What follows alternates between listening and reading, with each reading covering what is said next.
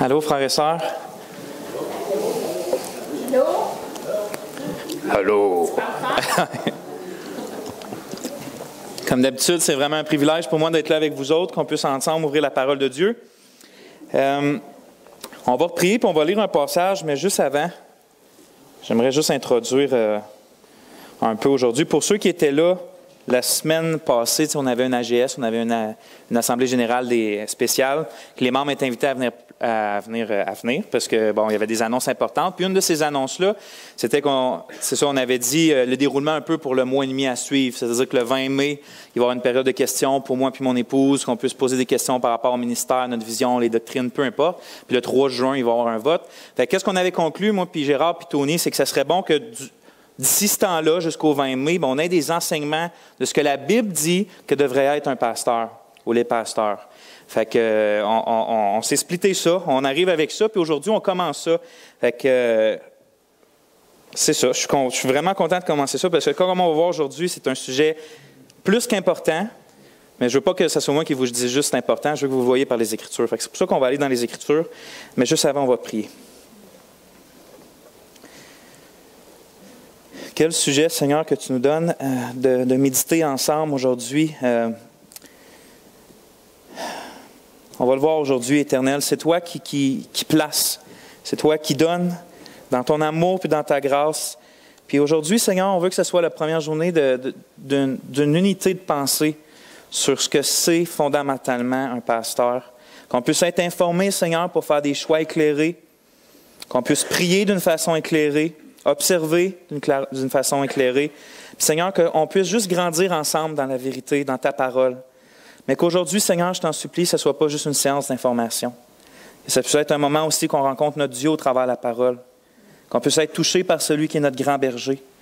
Et Seigneur, qu'on puisse être édifié. Même si ce n'est pas un sujet qui touche directement la vie de famille ou le célibat ou le travail, des choses concrètes de la vie de tous les jours. C'est un sujet important, Seigneur, parce que l'Église, pour toi, c'est un sujet important. Ça devrait faire partie de notre vie, puis donc le leadership d'une Église aussi. Puis ce matin, on veut s'approcher de toi, le cœur humble. On veut te demander grâce, on veut te demander puissance, on veut te demander simplicité pour qu'on puisse tous bien comprendre ta parole éternelle. On te le demande dans le nom de Jésus. Amen. Donc, c'est ça. On va parler des anciens, des bergers, des pasteurs, des surveillants. On va voir que ça veut dire tous ces termes-là. Puis, juste avant, j'aimerais commencer par... parce que j'ai une pensée qui me trotte dans la tête de ce que j'ai déjà entendu un jeune prédicateur dire aux États-Unis. Je vous donne le contexte. C'est un jeune prédicateur, un pasteur tout seul d'une église. Puis, il s'en va prêcher sur le célibat. Puis lui, je pense qu'il doit avoir 32 ans, puis il est marié depuis qu'il a 21 ans, puis il ne cherchait pas une femme avant qu'il ait 20 ans. Fait que vous voyez, il a été comme un an de célibataire, mais dans le fond, il recherchait une femme qu'il a déjà trouvée, puis ça a juste pris comme... Ceux qui sont célibataires depuis longtemps, vous savez que c'est pas beaucoup, quelques mois de recherche. Fait que, il avait dit, en commençant ce sujet-là, il dit, je sais que peut-être, il y en a qui ont la tentation de me tourner... de mettre leur oreille à off, puis dire comme j'écouterai pas. Puis il disait, pourquoi? Il disait, c'est à cause que, qu'est-ce que tu as à nous dire, toi, le jeune, qui n'a jamais été en célibataire, qui n'a jamais vécu ça, célibataire? Qu'est-ce que tu peux nous apporter à nous, qui ça fait 3, 4, 5, 10, 15 ans, qui attend un mari ou une épouse, puis que c'est dur, puis qu'est-ce que toi, tu peux nous apporter? Tu n'as jamais vécu ça. Puis sa réponse, c'est la réponse que je vais emmener pour aujourd'hui, vous allez comprendre, c'est qu'il avait dit, vous ne voulez pas que je prêche à cause de mes expériences. Vous ne voulez pas que ce que je vous amène, c'est que basé sur mes expériences, parce que ce serait mes propres pensées, mes propres raisonnements, mes propres conclusions. Puis dans le fond, vous perdriez votre temps à m'écouter chaque semaine, semaine après semaine, parce qu'il prêchait à chaque semaine. Puis il dit donc, ce que je veux faire, moi, c'est d'essayer d'être fidèle aux Écritures, pas pour vous emmener ce que je pense à propos du célibat, pas vous emmener ce que j'ai vécu à propos du célibat, mais vous emmener la vision de Dieu de ce que c'est le célibat. Puis j'ai pensé à ça ce matin parce que ça me trottait. J'ai dit peut-être qu'il y en a, j'ai personne en tête, mais je dis peut-être ça se peut que vu que ça fait même pas un an que j'ai été nommé ancien ici, puis j'ai pas 30 ans d'expérience de pasteur en arrière de moi, là, puis je n'essaie pas de faire croire que j'ai ça. Là. J'ai même pas un an d'expérience. Puis ça pourrait être dire, mais qu'est-ce que toi tu peux nous apporter sur ce sujet-là? Bien, je vous avoue, je peux rien, moi, vous apporter là-dessus. Absolument rien. Je n'ai pas 30 ans d'expérience, sauf que ce que je demande à Dieu, c'est d'être fidèle aux Écritures pour le texte qu'on va voir ensemble, que tout le monde, on puisse, puis autant moi que vous, on puisse tous voir ce que Dieu pense du pasteur, des anciens, qui sont, d'où ils viennent, qu'est-ce qu'ils font, à quoi ça ressemble, puis pourquoi ils sont là. Puis qu'ensemble, on puisse, autant moi que vous, aller vers ce sens-là. Ce message-là, moi, m'a extrêmement parlé. Surtout le message que je vais faire la semaine prochaine, parce que la semaine prochaine, Gérard, c'est vrai, on a oublié de te le dire, mais ça a encore changé pour la semaine prochaine. Ça va être moi qui va le faire aussi, puis Tony va prendre un autre de mes prêches le mois prochain. Fait que pour les 2 prochains dimanches, on va parler d'un texte en particulier. La semaine prochaine, on va plus voir c'est quoi le rôle du pasteur concrètement, qu'est-ce qu'il fait concrètement. Aujourd'hui, j'aimerais plus voir une autre facette de ce que c'est les pasteurs, puis vous voyez dans mon titre, les bergers que Dieu établit sur son troupeau. Je veux surtout, on va regarder notre texte, on va passer quelques versets qu'on va voir la semaine prochaine, puis on ne fera pas les derniers, mais le texte qu'on va voir ensemble, je veux faire sortir le fait que c'est Dieu qui place des bergers. On va sortir des choses de ça. OK? Fait que je vous invite dans le texte, ça va être dans Actes au chapitre 20. Les Actes au chapitre 20.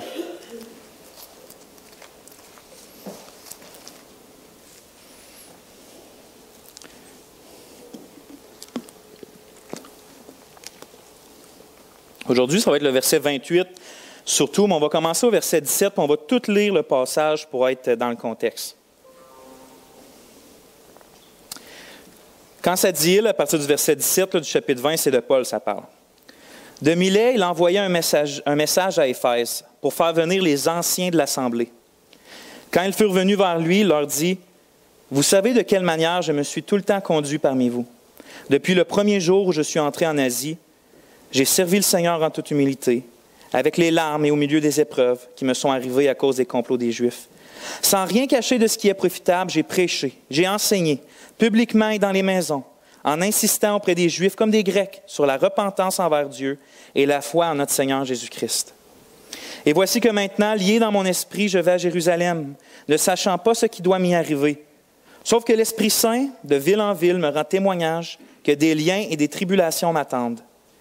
Mais je ne fais aucun cas de ma vie, ni ne la tiens pour précieuse à moi-même, pourvu que j'achève ma course et le service que j'ai reçu du Seigneur Jésus, rendre témoignage à l'Évangile de la grâce de Dieu. Et voici maintenant, je sais que vous tous, parmi lesquels j'ai passé en prêchant le royaume de Dieu, vous ne verrez plus mon visage. C'est pourquoi je vous prends aujourd'hui à témoin que je suis net du sang de tous, car je n'ai mis aucune réserve à vous annoncer tout le dessein de Dieu. Prenez donc garde à vous-même et à tout le troupeau au milieu duquel l'Esprit Saint vous a établi surveillant ou évêque pour paître l'assemblée de Dieu, qu'il a acquise par le sang de son propre Fils. Moi, je sais qu'après mon départ, il entrera parmi vous des loups redoutables qui n'épargneront pas le troupeau. Et du milieu de vous-même se lèveront des hommes qui annonceront des doctrines perverses pour entraîner les disciples après eux. C'est pourquoi veillez, en vous souvenant que durant 3 ans, je n'ai cessé nuit et jour d'avertir chacun de vous avec larmes. Et maintenant, je vous recommande à Dieu et à la parole de sa grâce, qui a la puissance d'édifier et de vous donner un héritage avec tous les sanctifiés. Je n'ai convoité ni argent, ni l'or, ni le vêtement de personne. Vous savez vous-même que mes mains ont été employées pour mes besoins et pour les personnes qui étaient avec moi. Je vous ai montré en toutes choses qu'en travaillant ici, il nous faut secourir les faibles et nous souvenir des paroles du Seigneur Jésus, qui lui-même a dit « Il est plus heureux de donner que de recevoir ». Ayant dit cela, il se mit à genoux et pria avec eux tous. Ils versaient tous beaucoup de larmes, et se jetant au cou de Paul, ils le couvraient de baisers. Ils étaient surtout affligés à cause de la parole qu'il avait dite, qu'ils ne verraient plus son visage. Puis ils l'accompagnèrent jusqu'au navire. On va prier encore. Éternel, c'est le texte qu'on a devant nous aujourd'hui. On s'attarde à quelques versets, même un verset. Je te prie encore une fois, Seigneur, de nous donner une vision claire et de la simplicité dans mon langage pour que tous, Seigneur, puissent comprendre simplement ce qui est dit là. Je t'en prie au nom de Jésus. Amen. Comme vous avez sûrement peut-être remarqué que j'ai une habitude, c'est d'expliquer les mots, qu'est-ce qu'ils veulent dire. Exemple, quand on a prêché sur Philippiens, j'ai dit, à un moment donné, je suis arrivé avec un message, j'ai dit, on parle de la joie tout le temps, mais qu'est-ce que ça veut dire ça, la joie? C'est quoi le mot joie dans la bouche de Paul? Puis quand on a eu une couple de messages, j'ai prêché sur la gloire de Dieu. Au début, j'ai dit, OK, mais est-ce qu'on sait qu'est-ce que ça veut dire la gloire de Dieu? Est-ce qu'on sait qu'est-ce que ça veut dire la sainteté? Qu'est-ce que ça veut dire de glorifier Dieu? Parce qu'on a un langage chrétien, c'est un langage biblique, sauf que des fois, on ne s'arrête pas vraiment pour dire, OK, Qu'est-ce que ça veut dire, cette chose-là? Puis j'ai pris cette habitude-là parce que moi-même, j'ai réalisé ça dans ma vie, où des fois, si je m'arrête sur un verset, puis je dis, OK, mais qu'est-ce que ça veut dire, ça? Bien, je peux être bien longtemps à chercher quelque chose que j'utilisais constamment, un terme. Puis je trouve que c'est le cas avec le terme de pasteur, puis le terme d'ancien, puis le terme d'évêque, où il s'appelle ancien, mais pas pasteur, parce que pasteur, c'est orgueilleux. Après ça, vous allez dans une autre église où il y a des anciens, puis un pasteur. C'est comme ça que ça marche. Les pasteurs, ce n'est pas des anciens. Les anciens, ce n'est pas le pasteur. C'est vraiment deux groupes distincts. Vous allez dans d'autres églises où il y a juste des anciens. Ensuite, c'est des églises qui se connaissent. Ensuite de ça, ces églises-là, ils ont un groupe un peu plus haut qui s'appelle les pasteurs, qui gèrent les anciens. Puis encore un peu plus haut, vous avez l'évêque, qui gère les pasteurs, qui gèrent les anciens d'une ville ou d'un pays au complet. Vous comprenez? C'est juste, quand on regarde, si on regarde purement ce qu'on voit avec nos yeux, c'est bien mêlant cette affaire-là. C'est qui a raison dans le tas? Fait que moi, je trouve ça confus. En tout cas, une chance qu'on ait la parole, parce que s'il faudrait regarder là-dedans et dire, OK, c'est quoi la vraie affaire? On serait mêlés, moi, je serais mêlé, je suis mêlé, si je me fie juste à ça. Sauf que je trouve que la Bible est pas mal plus simple, on va voir ça. Ce que je vais vous dire ce que je pense que la Bible enseigne, puis ensuite de ça, je vais vous le montrer par les Écritures. Vous allez juger vous-même si ce que je dis, ça a du sens. Ce que je crois, puis je ne suis pas le seul à le penser, c'est que peu importe si on parle d'évêques dans le Nouveau Testament, ou si on parle de pasteurs, ou si on parle d'anciens, peu importe quand ces mots-là sont utilisés en référence au ministère là, dans une église locale, les trois se réfèrent à la même personne ou au même groupe de personnes, au même ministère. Que je dise un ancien, ce que je veux dire, c'est un pasteur. Si je dis un évêque, ce que je veux dire, c'est un ancien pasteur. Le pasteur, c'est un ancien, puis les anciens, c'est des pasteurs. Okay, c'est ça que je pense. Je vais vous le montrer, ça va être plus simple. Regardez juste dans notre texte, dans Acte 20. Dans Acte 20, au verset 17, qui Paul appelle à rencontrer? Paul passe par Éphèse, puis à qui il veut parler? C'est écrit les anciens. Donc, le groupe de personnes qui vient, c'est les anciens. Okay, donc, on va définir c'est quoi ancien dans pas long. Fait qu'il appelle les anciens, puis là, il leur fait un speech d'adieu. Puis qu'est-ce qu'il leur dit? Il leur dit, prenez donc garde à vous-même et à tout le troupeau au milieu duquel l'Esprit vous a établi surveillant. C'est quoi leur charge à ces anciens-là? De prendre garde au troupeau. Donc, ils font la job de pasteur, les anciens. Puis le Saint-Esprit les a établis quoi? Bien, vous autres, dans votre version, c'est probablement évêques. Donc, les anciens, ils font la job de pasteur, puis en même temps, c'est les surveillants. Vous voyez les trois titres? C'est toute la même personne dans ce groupe-là. Ensuite de ça, on voit dans 1 Timothée, je ne le lirai pas, mais quand Paul donne les qualifications d'un pasteur, il ne nomme pas pasteur, il dit « celui qui aspire à une charge d'évêque ». Il doit être comme ça, comme ça, comme ça, comme ça, comme ça. Donc, on voit toutes les qualités que doit avoir un évêque. Mais dans un titre qui est pratiquement la même liste de qualifications, Paul, il dit, je vais vous le lire, dans Tite, au chapitre 1, au verset 5, c'est pratiquement la même chose que dans 1 Timothée. Et Paul, il dit, regardez bien les mots,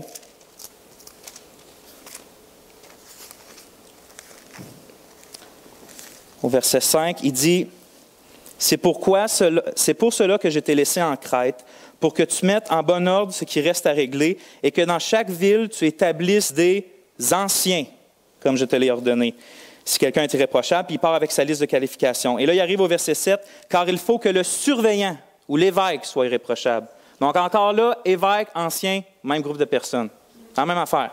Puis tantôt, on a vu que les anciens puis les évêques avaient la job de pasteur aussi. Une autre place, dans 1 Pierre au chapitre 5.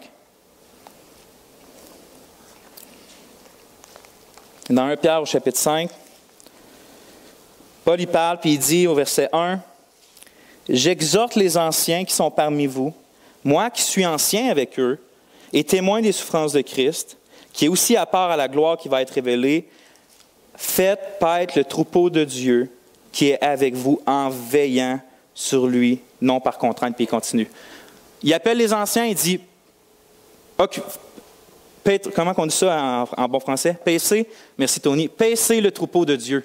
Donc encore là, les anciens font la job de pasteur, puis ils appellent après à veiller sur le troupeau. Encore le mot surveillant. Pourquoi je ressortais tout ça? C'est que si on veut lire le Nouveau Testament d'une façon claire, il faut bien comprendre que les auteurs, ce n'est pas trop important le nom qu'ils donnent. Que tu t'appelles ancien ou pasteur ou évêque, eux autres, ils ne font aucune différence. Il n'y a pas un ordre de hiérarchie, c'est juste le même groupe de personnes. Paul, des fois, va les appeler pasteurs, des fois, il va les appeler anciens, des fois, il va les appeler surveillants ou évêques. Littéralement, en passant, évêque, ça veut juste dire surveillant. Là. Depuis tantôt, j'ai un nom, mais évêque, ça veut seulement dire surveillant, littéralement. Fait qu'est-ce que je trouve que ça l'aide à comprendre ça? C'est que je ne dis pas que c'est mal des églises qui décident de faire des distinctions, qui décident d'avoir un conseil d'anciens, puis de faire une distinction, puis il y a un pasteur dessus eux. Je ne dis pas que c'est mal si c'est bien enseigné qu'est-ce qu'ils sont pour de vrai, parce que je trouve l'affaire qui fait de la confusion, c'est que si on fait une différence entre les anciens et le pasteur, on va dire par là que les anciens ne sont pas des pasteurs, ne sont pas des bergers. Sauf que la Bible nous dit tantôt, les anciens des frères sont appelés à faire la job de pasteur. C'est-à-dire qu'on va mettre des gens anciens qui n'ont pas les dons de pasteur, puisque la Bible ne nous dit pas de faire, justement. La Bible est claire sur le fait que tout le monde, tous les anciens, doivent être des pasteurs.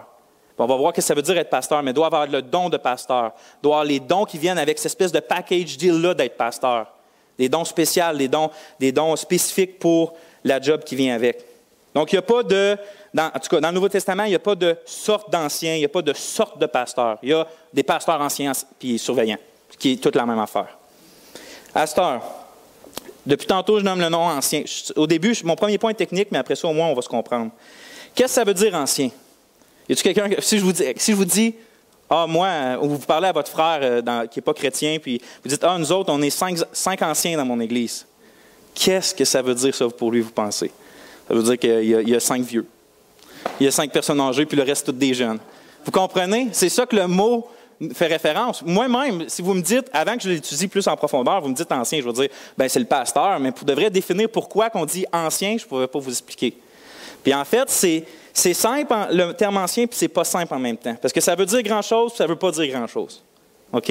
Je pense que c'est pour ça que Paul va utiliser des choses qui vont dire l'ancien, c'est le surveillant, pour nous aider à comprendre un peu c'est quoi l'ancien.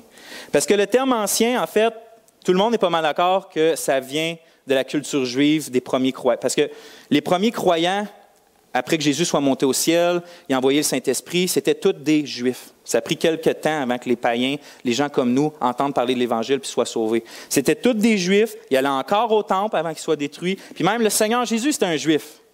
C'est toute une gang de Juifs. Puis ils venaient tous de la religion juive puis de la culture juive.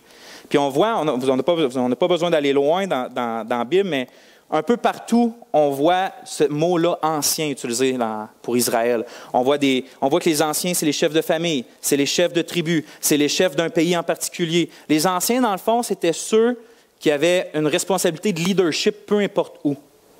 Puis le mot ancien implique, dans Israël, ça implique d'avoir de l'âge. Mais pas juste d'avoir de l'âge pour avoir de l'âge, mais dans le sens de sagesse, d'avoir une tête sur ses épaules, d'être capable de réfléchir, d'avoir un bon jugement. Ces gens-là, c'était les gens qui prenaient des décisions en Israël.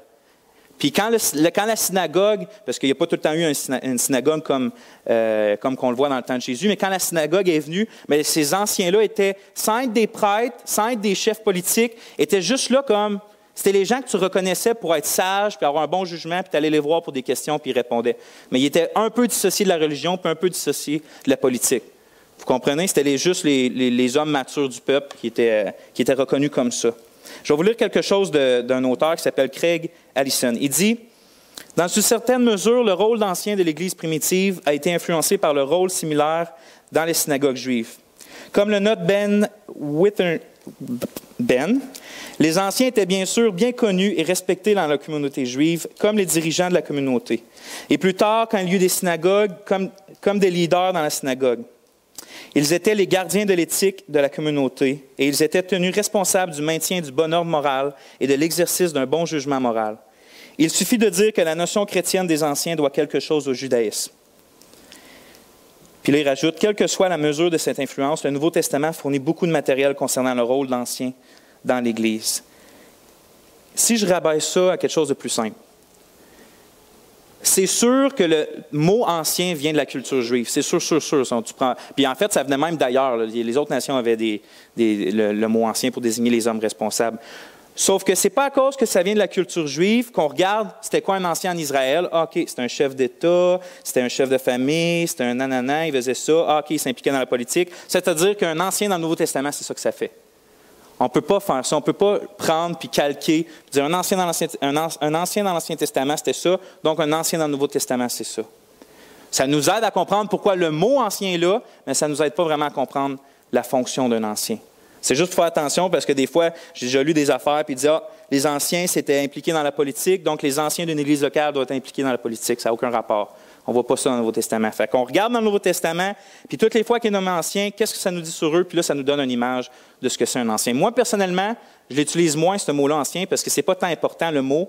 C'est surtout la fonction. Fait que j'aime mieux utiliser pasteur, je trouve que ça dénote beaucoup plus. Mais ça, c'est libre à vous. Le Nouveau Testament utilise ancien ou pasteur ou surveillant. À ce temps, le mot évêque, comme j'ai dit tantôt, ça veut dire surveillant ou gardien. Puis ça veut simplement dire celui qui surveille pour que le bon déroulement. Puis Paul appelle les pasteurs comme ça, des surveillants. Puis le mot pasteur, finalement, qui est utilisé seulement une fois dans le Nouveau Testament pour parler des ministres, comme Tony, par exemple, c'est dans Éphésiens 4 où ça dit « Et c'est lui qui a donné les uns comme apôtres, les autres comme prophètes, les autres comme évangélistes, les autres comme pasteurs et docteurs. » Donc Dieu a donné des dons à l'Église, puis un de ces dons-là, c'est pasteur. Puis ce mot-là, ça veut simplement dire berger, frères et sœurs. Quand on pense à un pasteur, on ne veut pas penser à quelqu'un qui est chef d'entreprise ou à quelqu'un qui est chef d'un organisme ou quelqu'un qui est bon dans peu importe. Quand on pense à un pasteur, on veut voir un berger avec des brebis, simplement. Paul veut qu'on voit ça, un berger avec des brebis. Un berger avec un bâton, puis des brebis qui mangent du foin. C'est ça l'image qu'il veut qu'on ait dans la tête, pas d'autre chose. Fait que quand on essaie de comprendre c'est quoi un pasteur, on va le voir aujourd'hui, on va le voir dimanche, on veut surtout penser à cette image-là d'un berger avec ses brebis. Si je peux juste résumer ce que je viens de dire, quand on parle d'ancien dans le Nouveau Testament, ça parle du ancien, évêque puis surveillant, ça parle du même titre. Sauf qu'on voit que par le mot ancien, ça met plus l'emphase sur le caractère de l'homme, la sagesse qu'il doit avoir, la maturité qu'il doit avoir, puis le leadership qu'il doit avoir. Quand on parle de gardien puis de surveillant, on met l'emphase sur ce qui est fondamentalement sa job, qui est de surveiller le peuple de Dieu pour garder puis le diriger. Puis quand on parle de pasteur, on met l'emphase sur la manière qu'il doit exercer ce ministère-là de surveillant, à la manière d'un berger qui nourrit, guide, protège et soigne les brebis. Je vais prendre une gorgée d'eau. Je vais prier, puis on va rentrer dans le vif du sujet. Éternel, merci pour ce privilège-là que même durant une prêche, on peut venir à toi et te prier pour de l'aide. Maintenant, Seigneur, on a vu des choses un peu plus techniques. Je te prie maintenant de nous aider à voir vraiment c'est quoi un ancien. Plus que le mot, mais voir ce qu'il est fondamentalement. Et plus, Seigneur, encore voir comment toi tu veux qu'il soit. Amen. Mon deuxième point, je veux que, frères et sœurs, est-ce qu'on pense que c'est important cette idée-là d'ancien? C'est-tu vraiment important qu'on en parle, puis qu'on fasse 3, 4 messages là-dessus, puis même des fois qu'on peut avoir plus de messages, puis des conférences, puis des livres, c'est-tu tant important que ça? On va voir la semaine prochaine qu'il y a des raisons pourquoi c'est important d'en parler. Mais là, je voulais sortir, pas une raison pourquoi c'est important, je voulais qu'on ressente combien c'est important d'en parler. Pas dans la tête, je veux qu'on ressente comment Paul trouve ça important d'en parler, puis pour ça, je vous ramène dans notre texte d'Acte 20. Dans Acte 20, je vous dis un peu le contexte. Paul, il a fait ses voyages missionnaires, et là, il veut aller pour la Pentecôte à Jérusalem, à la Pentecôte. Il est lié dans son esprit, on le lit tantôt. Il veut y aller, puis il sent qu'il faut qu'il y aille, sauf qu'en y allant, l'Esprit Saint, par des frères puis des sœurs, puis par d'autres moyens, lui dit, c'est là que tu t'en vas, mais tu vas avoir de la difficulté. Tu vas avoir des choses difficiles qui vont t'arriver. Fait qu'il sait, en s'en allant, qu'il ne reverra probablement pas ces gars-là, d'Éphèse, ces anciens-là, qu'il a travaillé avec pendant des années. Fait qu'en passant par là, il y a quelque chose d'important qu'il va leur dire, parce que c'est peut-être la dernière chose qu'il va leur dire. Fait qu'ils les appellent, ils ramènent, imaginez Paul, puis là, il y a tous les anciens de cette église-là avec lesquels il a travaillé, prié, jeûné. Il est là, puis il leur dit ça, bon, je m'en vais, puis peut-être je ne vous reverrai pas, frère. Mais j'ai une chose importante que je veux que vous reteniez. Il aurait pu dire n'importe quoi. Il aurait pu parler de n'importe quelle chose importante, mais de quoi Paul veut leur parler? Du leadership de l'Église dans laquelle ils sont. Il y a une église à Éphèse, il appelle les anciens. Paul, il ne reviendra pas, il s'en va. Il peut peut-être mourir, il sait que ça va être tough. Puis il veut leur parler d'absolument une chose. C'est le leadership de l'Église. Il ne veut pas leur parler de si la musique est bonne. Il ne veut pas leur parler de « Oubliez pas de faire des programmes pour attirer les gens. » Il ne veut pas leur parler « Oubliez pas que votre Église soit belle physiquement. » Ce n'est pas ça qu'il veut leur parler. Il leur dit « Mes frères, C'est comme ça que vous devez agir en tant que pasteur. C'est comme ça que vous devez être en tant que leader pour cette Église-là. Puis pourquoi c'est si important à son cœur, Paul? Mais il l'a dit, quand il était à Éphèse, ils aimaient eux autres, puis ils aimaient cette Église-là. Paul il a donné sa vie pour l'Église de Jésus-Christ partout. Puis ce qu'il veut, Paul, c'est que cette Église-là grandisse, mûrisse, puis ne soit pas perdue.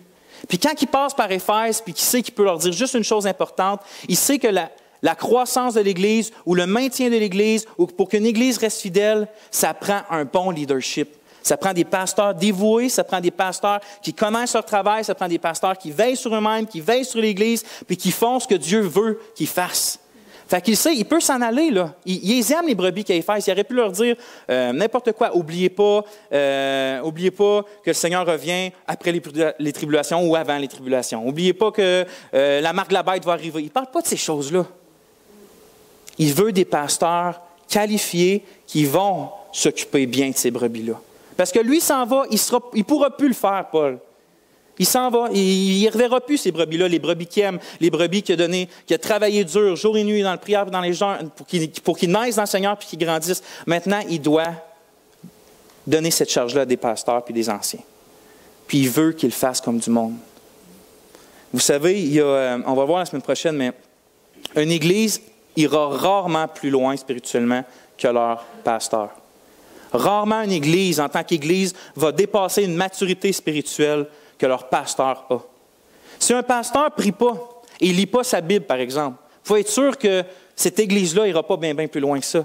Si un pasteur est constamment pris avec des péchés qu'il ne confesse pas, vous savez que ce pasteur-là ne prêchera pas la repentance, il ne prêchera pas la confession, il ne prêchera pas contre le péché parce que lui-même est pris contre ça. Donc cette Église-là n'ira pas plus loin non plus.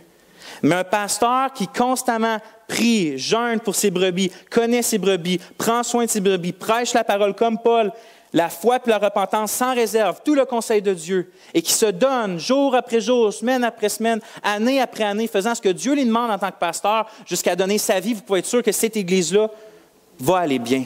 Puis Paul sait que ça passe par un leadership solide. Donc oui, c'est important la question d'un leadership de l'Église, parce que si vous vous attaquez à ce que c'est la louange, à ce que devrait être le membership, à ce que devrait être quelle sorte de, je sais pas moi, n'importe quoi vraiment, là.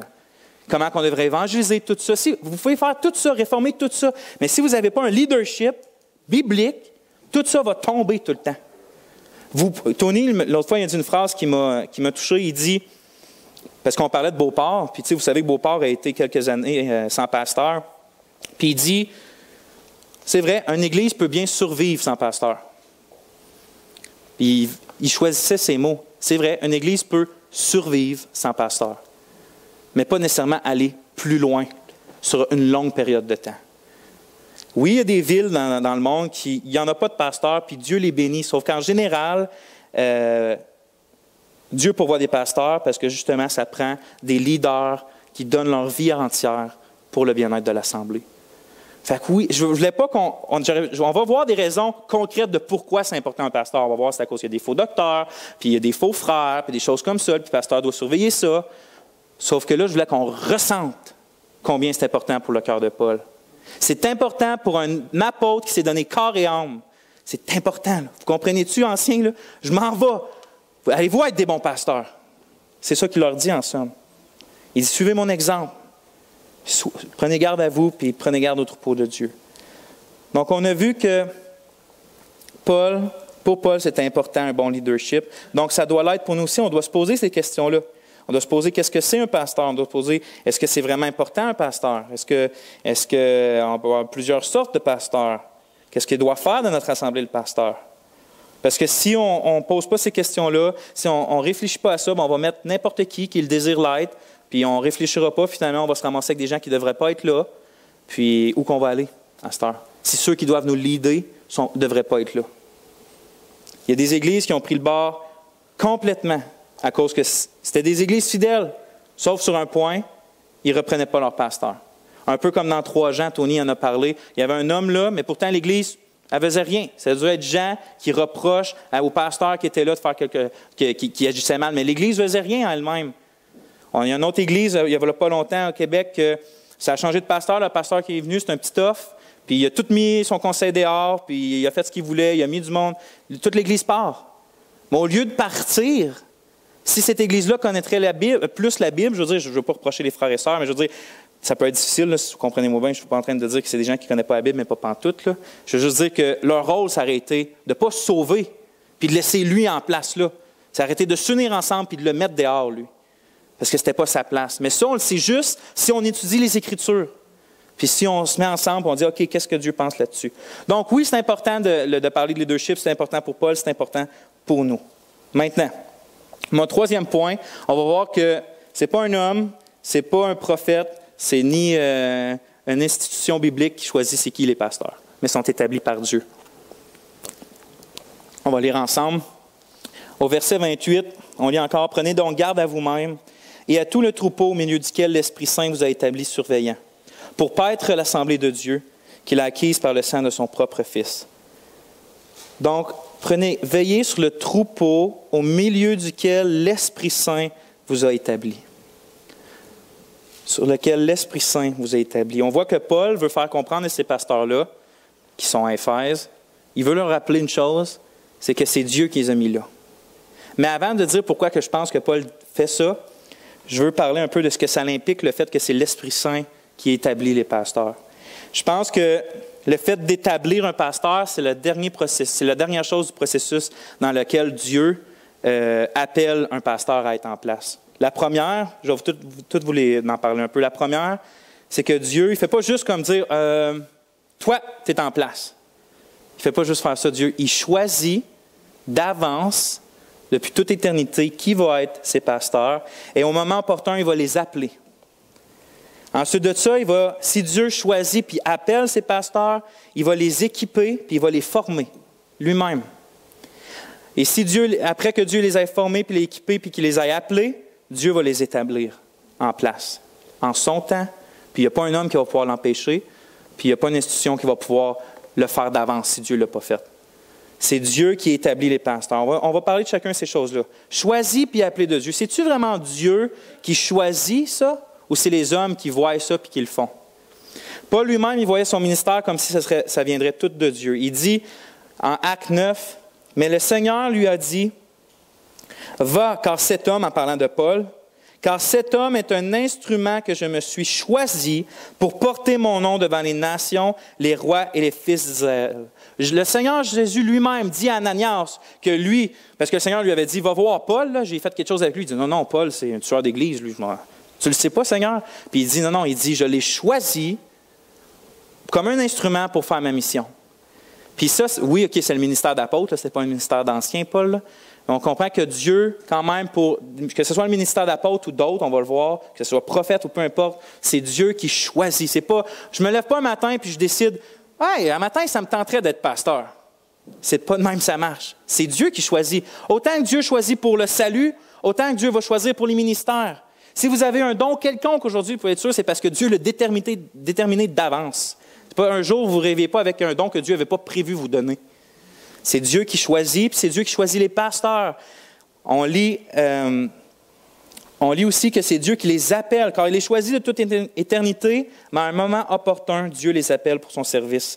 En Acte 13, c'est écrit, « L'Esprit Saint dit à l'Église d'Antioche, « Mettez-moi maintenant à part Barnabas et Saul pour l'œuvre à laquelle je les ai appelés. » Saul, c'est Paul. Pour l'œuvre que je les ai appelés. Il dit, OK, maintenant c'est le moment. J'ai choisi Paul depuis toujours, mais maintenant c'est le moment qu'il est faire ma mission. Donc, ils sont choisis puis appelés. Puis, je n'ai pas lu un livre, je n'ai pas parlé à aucun pasteur, je n'ai pas parlé à un pasteur qui n'a pas dit dans sa vie, c'est plus fort que moi, j'ai un appel là-dessus. C'est plus fort que moi, je dois faire ce ministère-là. Malheur à moi si je ne le fais pas. Je ne sais pas comment ça va arriver. Je ne sais pas si vraiment ça va arriver, si c'est mon désir, si c'est le désir de Dieu. Mais j'ai juste que c'est devant moi puis que je me sens appelé à ça. Puis il n'y a pas d'autre choix pour moi en avant. Je ne me vois pas travailler dans le futur. Je ne me vois pas faire autre chose que le ministère temps plein pour Dieu.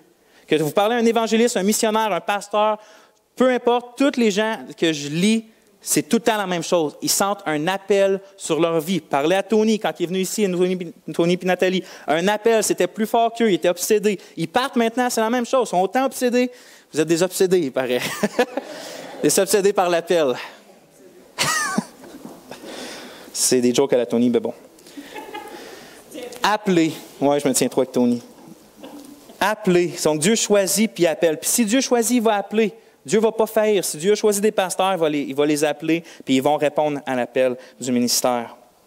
Regardez, dans Galates 1, au verset 16, Paul il dit « Mais quand il plut à Dieu, qui m'a mis à part dès le ventre de ma mère et qui m'a appelé par sa grâce, de révéler son Fils en moi afin que je l'annonce parmi les nations. » Puis plus tard, il va dire « Je l'ai fait tout de suite. » Galates 1, au verset 16, 17. Donc, Paul dit, Dieu, il ne parle pas de l'appel du salut, là, il parle de l'appel du ministère. Dieu m'a mis à part dès le ventre de ma mère pour que quand que Dieu va choisir, il va m'appeler puis que là, je vais aller annoncer son Fils aux nations. Donc, Dieu choisit puis appelle les pasteurs. Vous allez voir bientôt pourquoi c'est important qu'on se rappelle ces choses-là.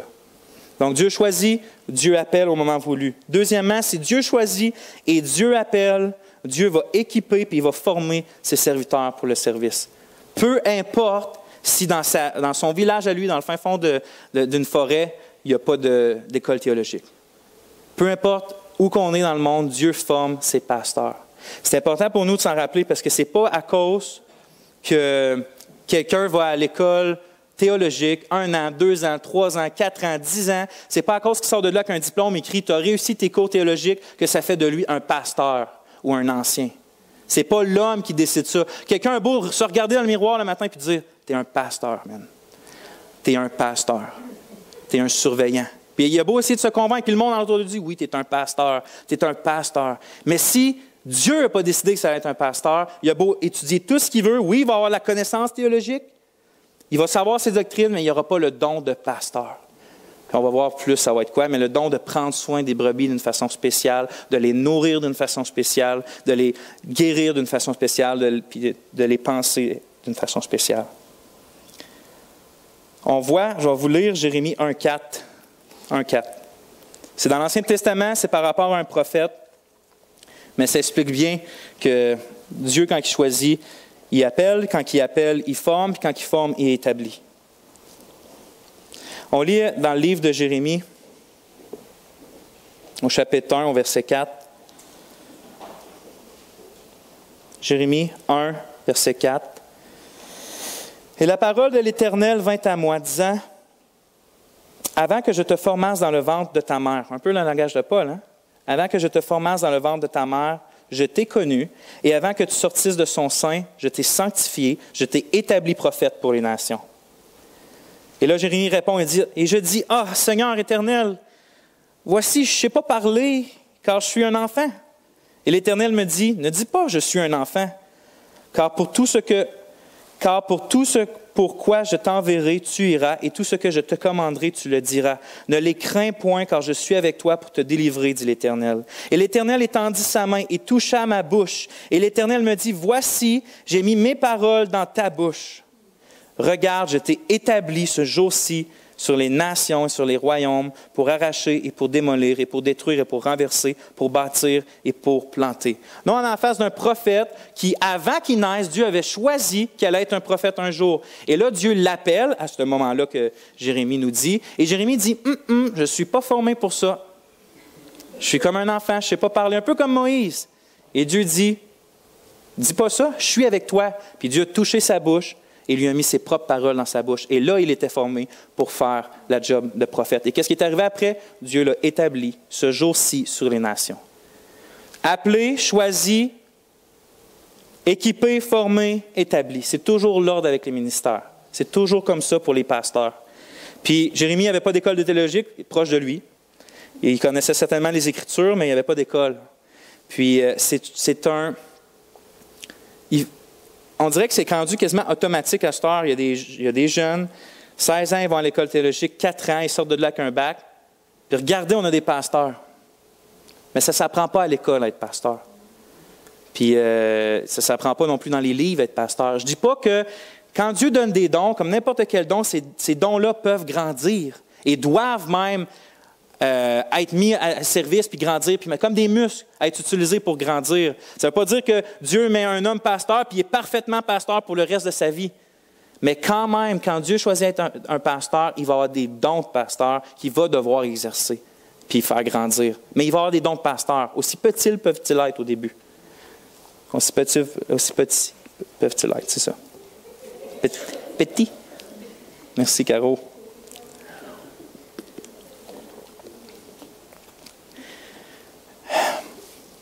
Avant que je parle... non, je vais parler de ça, puis après ça, je vais revenir. Pourquoi je pense que Paul leur rappelle ça? Je crois que c'est important, puis Paul leur rappelle qu'ils ont été établis par le Saint-Esprit pour susciter dans leur cœur 3 choses. Peut-être plus, je vois 3 choses. Premièrement, l'action de grâce. Il va leur dire qu'il va y avoir des difficultés. C'est facile d'oublier que c'est Dieu qui nous a placés là, puis de rendre grâce pour ça. Les pasteurs, c'est facile de dire, d'oublier que c'est Dieu qui t'a voulu là, puis de te laisser même, au pire, détruire par les autres. Puis qui te disent des bêtises ou qui te disent des choses qu'ils ne devraient pas te dire, puis d'oublier que Dieu t'a fait une grâce d'être appelé à ça, d'être appelé au ministère, d'être appelé comme pasteur. Ça ne vient pas de l'homme qu'on a vu, c'est Dieu, puis il l'a fait avant notre naissance. Fait que tous ceux qui sont appelés à être pasteurs devraient rendre grâce toute leur vie pour être appelés à faire ce ministère-là, peu importe la difficulté de la vie. Ils rappellent que c'est Dieu qui les a établis, donc ils ne doivent pas douter de ça. Deuxièmement, c'est pour leur apprendre l'humilité, parce que c'est vite fait. Tu sais, je veux dire, on vit dans un monde tellement concret, tellement physique, on ne voit pas Dieu qui est assis à notre chaise puis qui nous parle à chaque jour pour nous rappeler, oublie pas, hein, c'est moi qui t'ai établi pasteur. Donc, c'est facile des fois dans le train-train du ministère, puis pour ces hommes-là qui sont constamment, puis tu sais, c'est quand même eux qui prennent des efforts pour faire des messages, et ils passent du temps à prier pour les brebis, à jeûner, peu importe, de penser que se sont rendus là par eux autres mêmes. Ou surtout s'ils ont été 10 ans à l'école biblique, puis qu'ils sortent de là, puis de penser que c'est peut-être eux autres, par leur propre capacité intellectuelle, morale, c'est des hommes qui ont été capables de se rendre là. Puis Paul fait oubliez pas que c'est Dieu qui vous a placé là, ancien d'Éphèse. Puis l'humilité, parce que si c'est Dieu qui vous a placé là, c'est lui que vous devez écouter pour savoir quoi faire dans ce ministère-là. Pas vos propres pensées, pas vos propres émotions, pas vos propres expériences. Si c'est Dieu qui a choisi que tu sois là, tu devrais écouter Dieu pour savoir qu'est-ce que tu fais là. Donc, les anciens, ça devrait être des gens qui écoutent constamment la parole de Dieu, constamment juste se fier à ça pour faire le ministère, pas autre chose. Donc, je pense que quand Paul leur dit, souvenez-vous que c'est Dieu qui vous a placé, c'est pour les humilier, puis aussi pour de la crainte. Comme on a vu, si Dieu place, ça va arriver. Puis si c'est Dieu qui place, personne ne peut tasser. Quand Dieu place un homme au ministère, il n'y a pas un homme, peu importe combien ils sont, va être capable de le tasser. Sauf que si Dieu l'a mis, Dieu peut le tasser. Puis quand Paul leur dit, souvenez-vous que c'est Dieu qui vous a mis là, je trouve que c'est un rappel en même temps pour dire, souvenez-vous qu'il peut vous tasser de là. Si vous n'êtes pas assez humble pour se fier à ce que lui vous dit. Si vous n'êtes pas assez amour, comme on va voir, pour prendre bien soin du troupeau de Dieu. Donc c'est un rappel pour nous qui sont au ministère de dire comme, OK, c'est pas comme, je suis là, donc je peux faire n'importe quoi, puis je vais toujours être là. Dieu met, Dieu peut tasser. C'est une des pires choses qui peut arriver quand Dieu tasse. Puis, ce que je voulais, avant de passer à l'autre point, ça change un peu la façon qu'on voit comment mettre des anciens en place. Comme je dis, vu que ce n'est pas l'homme qui forme, mais que c'est Dieu, c'est pas à cause qu'un homme a un bac puis arrive ici et on dit « Ah, tu as un bac, tu es pasteur. » C'est pas à cause qu'il n'y a pas de bac non plus qui va être pasteur. Un bac, c'est très, très, très, très, très bien en théologie, puisque c'est plongé dans les Écritures. Donc, qu'est-ce qu'on va faire pour mettre des pasteurs en place? Sur quoi se fier? Si c'est tout Dieu qui fait, c'est Dieu qui choisit, c'est Dieu qui forme, puis c'est Dieu qui établit. C'est quoi notre rôle à nous? Ça veut dire qu'on laisse juste Dieu agir, puis à un moment donné, il y a quelqu'un qui va arriver et va dire « Hey, je sens vraiment que je t'appelais à être pasteur, gang. OK, go. » Si tu le sens, c'est que c'est de Dieu. Paul, pour lui, même si il dit c'est le Saint-Esprit qui vous a mis en place, on voit plus tard que quand il était dans ses voyages missionnaires, c'est lui qui a nommé des pasteurs dans chaque église. C'est lui puis un autre. Il a nommé des pasteurs. Qu'est-ce qu'il dit à Tite au début de sa lettre? Il dit « Établis des anciens dans chaque église ». Donc, il y a le côté humain qui est établi, puis il y a le côté de Dieu qui est établi. Comment on fait pour faire du sens avec ça? C'est une contradiction, mais pas pantoute. Ce que je pense, c'est que notre job à nous, en tant qu'Église, c'est de constamment être à l'affût de ce que Dieu fait, de le reconnaître et d'aller dans le même sens. Ce n'est pas de nous dire, lui, je le verrai pasteur, fait que on va, toi, tu te sens pasteur? Pas vraiment, mais on va te former pour être pasteur, tu vas devenir notre pasteur parce que tu es un homme éloquent, puis tu es un homme qui paraît bien, puis fait que tu vas être notre pasteur. Ce n'est pas comme ça qu'on choisit un pasteur. Ce qu'on fait, c'est qu'on reste attentif, puis on voit, regardez les dons que Dieu a donnés à telle personne. OK, il est comme ça, comme ça, comme ça. Regardez son caractère. Parce qu'il y a des listes de caractères, il y a des listes de comment un homme devrait se conduire. Regardez, il accomplit ça. As-tu le désir d'être pasteur? Bien, je me sens appelé. OK, on va prier là-dessus, on va jeûner. Puis quand Dieu monte, puis quand Dieu dit OK, c'est le moment, bien, l'Église dit OK, c'est le moment. C'est comme ça, l'Église n'a pas d'autre rôle là-dedans que de voir ce que Dieu fait. Regardez quand Paul, lui-même, quand c'était le temps, on l'a lu tantôt, quand c'était le temps qu'il aille au ministère, c'est écrit « L'Esprit Saint dit, mettez-moi maintenant à part Barnabas et Saul pour l'œuvre à laquelle je les ai appelés. » Puis qu'est-ce qu'on voit après? Qu'ils ont jeûné, ils ont prié, après ça, ils ont imposé les mains, puis ils ont dit « OK, allez-y. » C'est l'Esprit Saint qui a dit à cette Église-là « Mettez-moi à part ces gars-là. » L'Esprit Saint a prié, jeûné pour savoir c'est-tu vraiment la volonté de Dieu, c'est-tu vraiment ça que Dieu veut. Dieu a répondu dans la prière parce que Dieu répond toujours à une Église qui s'humilie. Et on dit oui, on impose les mains, allez-y. C'est constamment, c'est juste ça le travail de toutes les églises dans le monde. Personne ne peut imposer un ancien, personne ne peut arriver ici, puis l'association, mettons des frères, puis dire nous, on vous a trouvé un pasteur, vous le prenez. C'est pas comme ça. Nous, on va prier, nous, on va sonder les Écritures, nous, on va jeûner. Puis ensuite de ça, on va dire ah oui, on sent vraiment que c'est ça que Dieu fait. C'est simple, mais c'est la seule façon de faire. Il n'y a pas d'autre façon de s'humilier devant notre Dieu. Avant de passer à l'autre point, finalement, on a parlé que Dieu choisit, appelle, puis forme, mais il y a une autre chose qu'on voit dans les Écritures, que ce n'est pas tant pour parler des anciens, mais plus pour parler du rôle de l'Assemblée. On voit dans Éphésiens, je vais vous le lire, que Dieu, il ne fait pas juste appeler, former, établir, il donne à l'Assemblée, les pasteurs. Il dit, Éphésiens 4, « Et c'est lui qui a donné les uns comme apôtres, les autres comme prophètes. » Regardez, qui a donné. Les autres comme évangélistes, les autres comme pasteurs et docteurs. Puis on voit, c'est pour le perfectionnement des saints. Donc Dieu ne donne pas juste des dons. Exemple, tu as un don d'édification, tu as un don de libéralité, toi tu as un don. Il ne fait pas juste donner des dons personnels à des gens. Dieu donne des ministères à l'Église pour son bien-être. Puis un de ces ministères-là, frères et sœurs, du cœur de Dieu, là, parce qu'on voit plus haut que Christ, en montant dans la hauteur, a donné des dons aux hommes. Et un de ces dons-là, c'est pasteur et docteur, pasteur enseignant. Un des dons les plus précieux que Dieu donne à une Église, c'est des pasteurs. Est-ce qu'on voit souvent nos pasteurs comme ça, comme des dons de Dieu?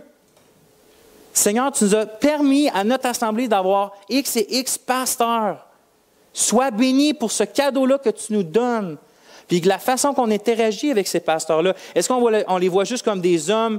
On soupçonne tout le temps qu'ils veulent dominer sur nous, puis ils veulent faire le plus d'argent avec nous, puis des choses comme ça. On les voit comme, s'ils sont vraiment comme ça, c'est sûr, là, on les voit comme des cadeaux de Dieu pour notre bien-être. Des cadeaux de Dieu pour notre bien-être. On va le voir, frères et sœurs, les pasteurs sont appelés à donner leur vie tout entière, jusqu'à mourir s'il faut, en imitant Christ, pour le bien-être de l'Église. Constamment, ils ont un rappel de Dieu dans leur tête, dans leur cœur, qu'ils vont devoir rendre des comptes pour vos âmes. Leur seul but dans la vie, là, leur ministère, ils ont été appelés à temps plein, ou pas à temps plein, c'est pas obligé d'être temps plein, mais ils ont été appelés à mettre tout leur cœur et leur énergie à une seule chose, décidée par Dieu, votre bien-être, notre bien-être à nous en tant que brebis de Dieu. C'est incroyable. Tony a écrit quelque chose dans le bureau. Il dit, tout le monde aime ça, se sentir, je paraphrase, mais c'était quelque chose comme tout le monde aime ça, se sentir aimé, se sentir dans le cœur de quelqu'un pour qu'il prenne soin de nous. Puis tout le monde aime ça quand quelqu'un prend soin de nous, pense à nous, prie pour nous, puis on sait qu'il pense à ça souvent. Bien, les pasteurs sont appelés à faire ça constamment. Prendre soin des brebis, penser à eux, prier pour eux, jeûner pour eux, prendre soin d'eux, leur enseigner la parole, les exhorter, les consoler, penser leurs plaies physiques puis spirituelles. Puis nous, on serait comme constamment en train d'être contre eux. Voyons-le comme des dons. Voyons-le comme des dons à l'Église. Je ne dis pas que s'il y a un pasteur qui est constamment arrogant et qui fait plein d'affaires mauvaises, de le considérer lui comme une don, c'est une plaie. Ce n'est pas un don. Mais dans la mesure où un pasteur fait ce qui doit être fait, même s'il y a des imperfections dans sa vie, là, c'est des dons. C'est des dons de Dieu. Puis montrons-leur qu'on les considère comme des dons de Dieu. J'ai écouté il y a 2 ans une prédication d'un gars qui parlait de la responsabilité de l'Assemblée envers les pasteurs. Et c'était excellent. Puis un de ses points, c'était justement, est-ce qu'on fait sentir à nos pasteurs qu'on les considère comme ça? Qu'on les considère comme des cadeaux sur nos vies? Qu'on loue Dieu à cause de eux sur nos vies, malgré leurs erreurs puis leurs certains péchés mais qu'en général, vraiment, c'est un don de Dieu pour nos vies. On doit rendre grâce premièrement à Dieu pour ça, mais on peut leur manifester aussi aux pasteurs.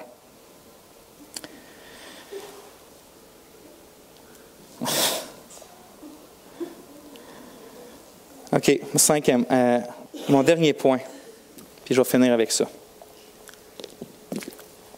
On va lire dans le reste de notre verset que l'Église locale, c'est la précieuse possession de Dieu. Puis les pasteurs doivent avoir ça dans la tête. L'Église locale, c'est la précieuse possession de Dieu. On va retourner dans notre chapitre, dans Actes, chapitre 20. Puis,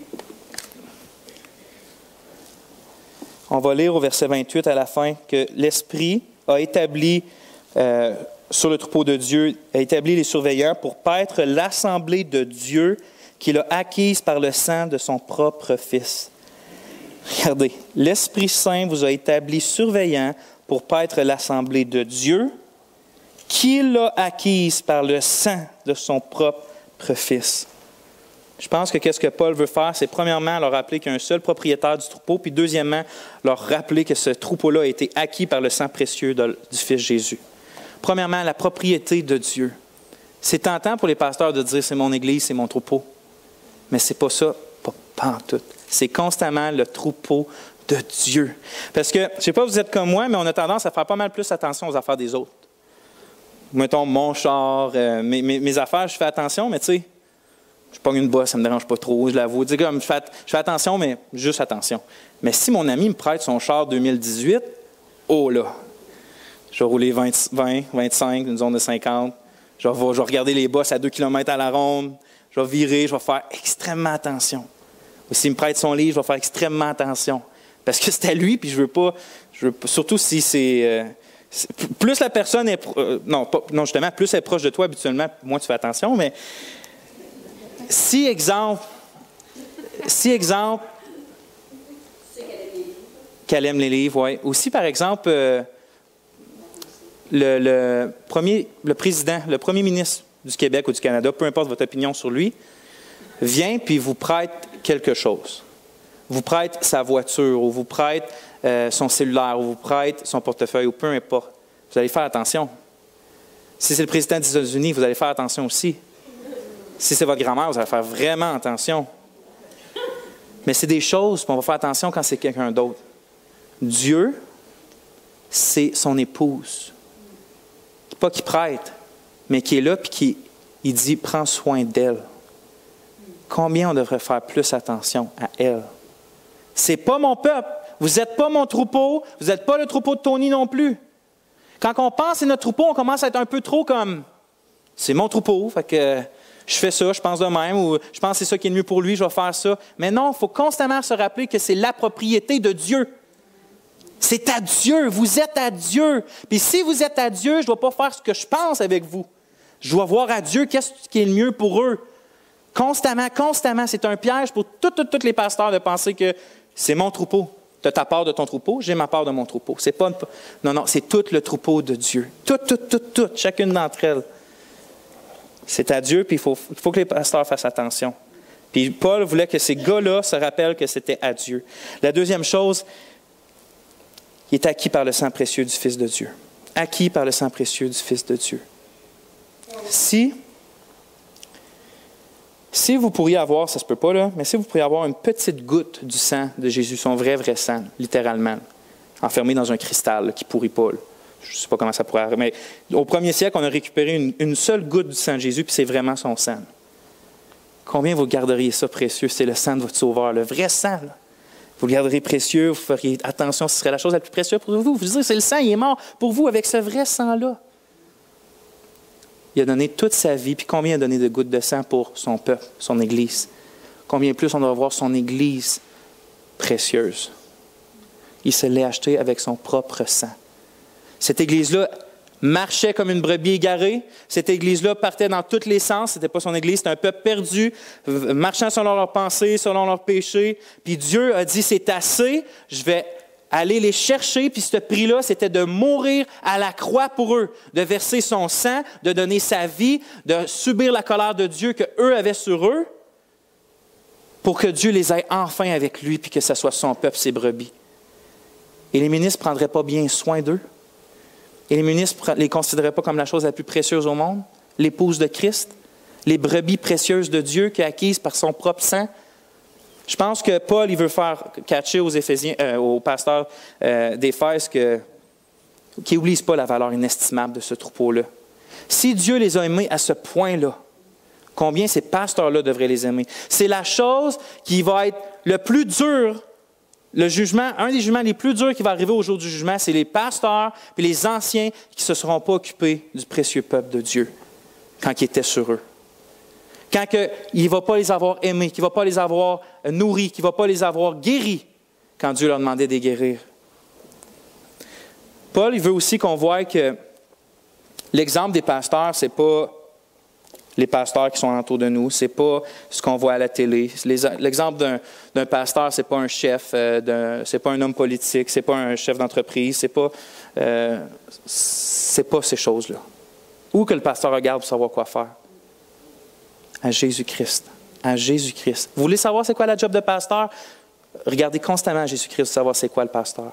Parce qu'il est le souverain berger. En fait, il est le seul berger qui a toujours été. Et les autres, c'est juste des petits sous-bergers.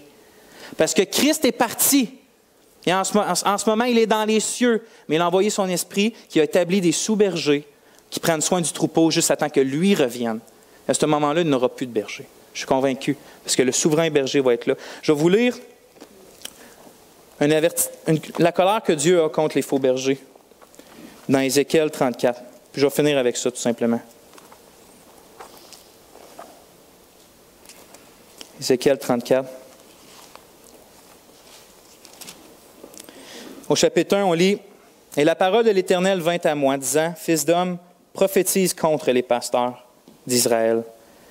Prophétise et dis-leur à ces pasteurs, ainsi dit le Seigneur, l'Éternel, malheur aux pasteurs d'Israël qui se paissent eux-mêmes. Les pasteurs ne doivent-ils pas paître le troupeau? Vous mangez de la graisse et vous vous habillez de la laine, vous égorgez ce qui est engraissé, vous ne paissez pas le troupeau. Vous n'avez pas fortifié les brebis faibles, et vous n'avez pas guéri celles qui étaient malades, et vous n'avez pas bandé celles qui étaient blessées, et vous n'avez pas ramené celles qui étaient égarées, et vous n'avez pas cherché celles qui étaient perdues.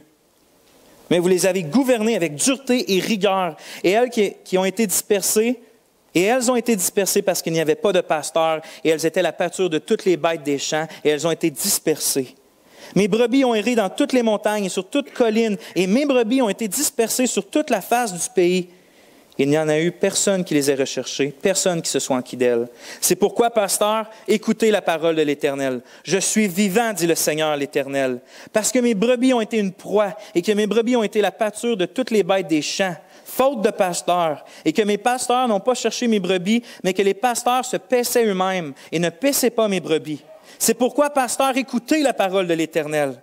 Ainsi dit le Seigneur l'Éternel, voici j'en veux à ces pasteurs, et je réclamerai mes brebis de leurs mains, et je les ferai cesser de paître le troupeau, et les pasteurs ne se paîtront plus eux-mêmes, et je délivrerai mes brebis de leur bouche, et ils ne les mangeront plus. C'est ça que Dieu pense des pasteurs qui ne s'occupent pas bien des brebis. Sauf que je veux que vous sachiez que Dieu n'a pas laissé son troupeau qu'il aime aux mains des pasteurs. Comme j'ai dit, c'est lui le grand berger. Puis regardez qu'est-ce que lui dit. « Car ainsi dit le Seigneur l'Éternel, me voici, moi, et je rechercherai mes brebis, et j'en prendrai soin, comme un berger prend soin de son troupeau au jour où il est au milieu de ses brebis dispersées. Ainsi je prendrai soin de mes brebis, et je les sauverai de tous les lieux où elles ont été dispersées au jour de la nuit et de l'obscurité profonde. Et je les ferai sortir d'entre les peuples, et je les rassemblerai des pays, et je les amènerai dans leurs terres. Et je les paîtrai sur les montagnes d'Israël auprès des ruisseaux et dans toutes les habitations du pays. Et je les ferai paître dans un bon pâturage, et leur parc sera dans les hautes montagnes d'Israël. Elles seront là, couchées dans un bon parc, et paîtront dans de grands pâturages sur les montagnes d'Israël. Moi-même, je paîtrai mes brebis, et moi, je les ferai reposer, dit le Seigneur, l'Éternel. La perdue, je la rechercherai, et l'égarée, je la ramènerai, et la blessée, je la banderai, et la malade, je la fortifierai. Mais je détruirai la grâce et la forte. Je les paîtrai avec jugement. Verset 23, « Et je susciterai sur eux mon pasteur qui les paîtra, mon serviteur David. Lui les paîtra et lui sera leur pasteur. Et moi, l'Éternel, je serai leur Dieu, et mon serviteur David sera prince au milieu d'eux. Moi, l'Éternel, j'ai parlé, je ferai avec eux une alliance de paix, et je mettrai fin aux bêtes aux bêtes mauvaises dans le pays. Et ils habiteront dans le désert en sécurité et dormiront dans les forêts. Dieu laisse pas ses brebis aux mains des pasteurs, qu'ils soient bons ou pas mauvais, ou qu'ils soient bons ou mauvais. Dieu lui-même a promis dans un fils de David, qui est notre Seigneur Jésus-Christ, qu'un jour allait venir, ou que lui allait venir chercher et guérir ses brebis perdues. Et ces brebis-là, frères et sœurs, c'est chacun d'entre vous qui croit en Christ. Vous n'êtes pas sans berger, vous ne serez jamais sans berger, parce que vous avez mis votre foi dans le souverain berger, le seul bon berger qui donne sa vie pour les brebis. Puis je veux que Paul, je pense qu'il voulait qu'il sache que Dieu a établi des sous-bergers parce que lui-même les aime. Il aime son peuple. Et Dieu vous aime comme un berger. C'est pourquoi il met des bergers qui lui ressemblent. Dans Jérémie, on n'a pas le temps d'aller voir, mais Dieu dit qu'il va établir un jour des pasteurs selon son cœur, selon le cœur de Dieu. Donc, quand vous cherchez un pasteur, frères et sœurs, regardez à Christ. Lui montre qu'est-ce que c'est un pasteur. C'est sûr qu'il n'y aura jamais de personne parfaite comme lui, mais lui montre ce que vous devez rechercher dans un pasteur. On l'a lu. Il guérit, il fait attention, il va chercher les perdus. Des fois, un vrai pasteur, littéralement, casse la jambe d'une brebis parce qu'elle s'égare, il le met sur ses épaules, il attend qu'elle soit guérie, puis la brebis reste maintenant toujours à côté de lui. Donc, le vrai pasteur peut faire même mal à ses brebis si c'est pour leur bien. Il y a peut-être quelqu'un aussi ce matin que vous êtes encore dans cette situation-là où que vous êtes errants comme des brebis, chacun suivant son propre chemin. Pour vous, l'important, ce n'est pas de trouver un bon pasteur d'une église locale pour l'instant. Pour vous, ce qui est le plus important, c'est que vous trouviez le pasteur de votre âme, qui est le seul pasteur qui existe, qui est Christ. Lui qui est prêt à vous tendre la main, qui vous tend la main aujourd'hui, puis qui vous dit, si seulement tu voudrais abandonner ta mauvaise voie, reconnaître que tu suis tes péchés, reconnaître que tu te fous de moi, reconnaître que tu as besoin de moi, je suis prêt à venir et à te pardonner à cause de ce que j'ai fait à la croix. S'il y a quelqu'un ce matin qui suit sa propre voie, sache que si tu continues dans cette voie-là, le bon berger au jour du jugement se transformera en juge avec un arc prêt à tirer pour envoyer en enfer à cause des péchés. Mais sache que tant que tu es encore là, aujourd'hui, en ce moment, tu as la possibilité que ce Dieu-là devienne ton bon berger. Si seulement vous abandonneriez vos péchés, si seulement vous crieriez à Dieu, « J'ai besoin de toi, bon berger. Je veux te suivre. Je veux lâcher mes voies mauvaises. Je veux suivre ta voie seulement et pas la voie d'aucun autre. » Sachez que si ce matin vous priez Dieu, vous cherchez Dieu, vous abandonnez votre vie à Dieu, vous allez avoir un bon berger pour le reste de l'éternité, qui jamais va laisser votre âme défaillir, qui jamais va vous laisser une blessure pas guérie. Puis ce bon berger-là, c'est lui qui établit aussi des bergers dans l'Église locale. On va prier. Éternel mon Dieu, si on peut juste retenir aujourd'hui que tu es notre bon berger, qui établit de bons bergers sur nous, Seigneur. Aide-nous à voir les bons bergers que tu établis. Aide-nous, Seigneur, à les mettre en place quand tu les mets en place. Aide toutes les églises, Seigneur, qui languissent après des bergers, à trouver des hommes qui vont les guider dans l'amour, qui vont penser leurs plaies, qui ne chercheront pas à s'élever, mais qui vont donner leur vie pour les frères et pour les sœurs. Seigneur, aujourd'hui, s'il y a quelqu'un qui ne te connaît pas comme bon berger, viens dans son âme, révèle-lui qui tu es, révèle-lui qui il est, sauve-le, Éternel, transforme-le, fais-en ta brebis. Seigneur, on a des choix à faire dans cette Église-là, aide-nous, je t'en prie, puis suscite des ouvriers ici, Éternel. Suscite des ouvriers comme Christ. Amen.